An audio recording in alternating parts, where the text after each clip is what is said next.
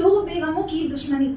जी हाँ, ये टाइटल थोड़ा सीरियल और थोड़ा फिल्मी लगता है, लेकिन ये टाइटल कोई फिल्मी टाइटल नहीं बल्कि दो लोगों की दुश्मनी का टाइटल है। जी हाँ, नमस्कार, आदाब, सत श्री अकाल। मैं कुंचन सिंह और आप देख रहे हैं मिजानिया। ये दो बेगमें और कोई नहीं बल्कि बांग्लादेश की पूर्व प्रधानमंत्री रह चुकी शेख हसीना, जिनका अभी अभी तख्ता पलट हुआ है। वो जिनको 2018 में उनके सबसे बड़े बेटों और सहयोगियों को एक अनाथालय ट्रस्ट द्वारा विदेशी दान में लगभग $2,500 करोड़ की चोरी करने का दोषी ठहराया गया था। उन्हें जेल में भी डाल दिया गया, लेकिन मार्च 2020 में उनकी तबीयत थोड़ी सी नासाज हो गई, इसलिए उन्हें ह्यूमन बेस पर रिहा कर दिया गया। तब से वो घर पर ही नजरबंद है। जिया ने अपनी सफाई में कहा है कि उन पर ये आरोप उनको और उनके परिवार को राजनीति से दूर करने के लिए लगाया गया। लेकिन इस दुश्मनी की शुरुआत हुई कहां से? इस दुश्मनी की शुरुआत हुई जब बांग्लादेश के संस्थापक और शेख हसीना के पिता शेख मुजीबुर रहमान की मौत के बाद जायदा जिया के पति राष्ट्रपति जियाउर रहमान ने कमान संभाली। साथ ही जियाउर रहमान ने साल 1978 में बांग्लादेश नेशनलिस्ट पार्टी की स्थापना की। जियाउर रहमान साल 1977 में बांग्लादेश के राष्ट्रपति बने थे, लेकिन उनका कार्यकाल सिर्फ 3 साल ही चला, क्योंकि उनकी हत्या भी शेख हसीना के पिता की मौत की तरह ही हो गई थी। शेख हसीना के पिता की तरह उनकी जो मौत हुई थी मुजीबुर रहमान 1971 में, जब बांग्लादेश आजाद हुआ था पाकिस्तान से।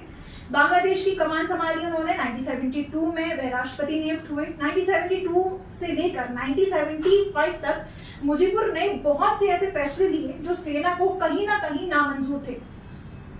15 अगस्त का दिन 1975 का जो साल था, उस दिन मुजीबुर को पता चला कि सेना की एक टुकड़ी हमला करने वाली है। इसलिए उन्होंने तब के तत्कालीन सेना अध्यक्ष जनरल शफीउल्लाह को फोन लगाया और पूछा कि आपने सेना की कुछ टुकड़ियां मेरे आवास की तरफ भेजी हैं क्या? जनरल ने मना कर दिया कि नहीं, हमने नहीं भेजी। कि तभी गोलियों की बौछार शुरू हो गई। ये सुनते ही जब मुजीबुर सीढ़ियों से नीचे आए तो उन्होंने देखा कि मुहिउद्दीन उन पर बंदूक ताने खड़े हैं। लेकिन जो शेख हसीना के पिता हैं, उनका व्यक्तित्व ही ऐसा था कि मुहिउद्दीन सहम गया। तभी मेजर नूर ने पीछे से आकर उन पर बेरहमी से गोलियां बरसा दी। उनके बड़े बेटे जमाल, उनकी 2 बहुएं, यहाँ तक कि उनके 10 साल के बेटे को भी नहीं छोड़ा। साथ ही बीवी, उनके रिश्तेदार तक को भी नहीं छोड़ा। एक दिन में एक ही परिवार के 18 लोगों की मौत काफी भयावह है। शेख हसीना और उनकी बहन उस वक्त जर्मनी में थी जब ये घटना घटी। जायदा जिया के पति जियाउर रहमान की भी हत्या चटगांव के सेना के अधिकारियों ने उन्हें गोली मारकर कर दी थी। पति की गद्दी को संभालने के लिए खालिदा जिया ने सियासत में कदम रखा, लेकिन उनके पति की मौत के बाद साल 1981 में बांग्लादेश की सियासत में उथल पुथल मच गई।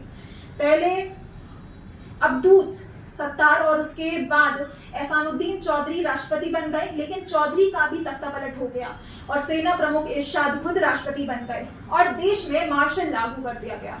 मार्शल लॉ होता क्या है, इसका एक छोटी सी डेफिनेशन से आपको बताते हैं, फिर आगे बढ़ते हैं।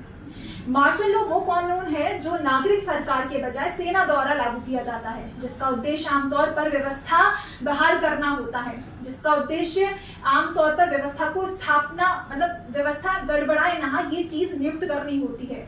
मार्शल लॉ की घोषणा इमरजेंसी की स्थिति में, किसी संकट की प्रतिक्रिया में या कब्जे वाले क्षेत्र में नियंत्रण के लिए की जाती है। Back to the story. Sheikh Hasina और जायदा जिया को दोस्ती करनी पड़ी। दोनों के सामने इरशाद को झुकना पड़ा और राष्ट्रपति के पद का इस्तीफा देना पड़ा। यहाँ तो बात सिद्ध हो जाती है कि नारी शक्ति के सामने खड़ा होना मुश्किल है और औरत ही औरत की दुश्मन है, क्योंकि दोनों की सियासी दोस्ती ज्यादा दिन तक चल नहीं पाई। 1991 में देश में आम चुनाव हुए तो दोनों पार्टियां अलग अलग चुनावी मैदान में उतरी। इस चुनाव में खालिदा जिया की पार्टी ने शेख हसीना को पीछे छोड़ दिया और देश की पहली महिला प्रधानमंत्री बन गई। इन दोनों की दुश्मनी का एक बड़ा रीजन है दोनों के विचारों का ना मिलना, क्योंकि जायदा जिया की पार्टी कट्टर विचारधारावादी पार्टी है, वहीं शेख हसीना की पार्टी लोकतंत्र पार्टी के रूप में काम करती है। जायदा जिया जब तक प्रधानमंत्री बनी रही तब तक उन्होंने चाइना, पाकिस्तान की नीतियों को ज्यादा तवज्जो दिया। इस कारण उनके कार्यकाल में भारत और बांग्लादेश की कुछ खास नहीं बनी। इसलिए बांग्लादेश में इन दिनों की सत्ता की लड़ाई को 2 बेगमों की लड़ाई कहा जाता है। लगातार 3 बार प्रधानमंत्री बनने के बाद जायदा जिया को शेख हसीना के कार्यकाल में 2,500 करोड़ की चोरी के आरोप में जेल में बंद करवा दिया गया। और अब जब जायदा जिया नजरबंदी से खुली नजरों में आई हैं, तो देखना ये है कि जायदा की रिहाई बांग्लादेश और शेख हसीना के ऊपर क्या असर छोड़ती है।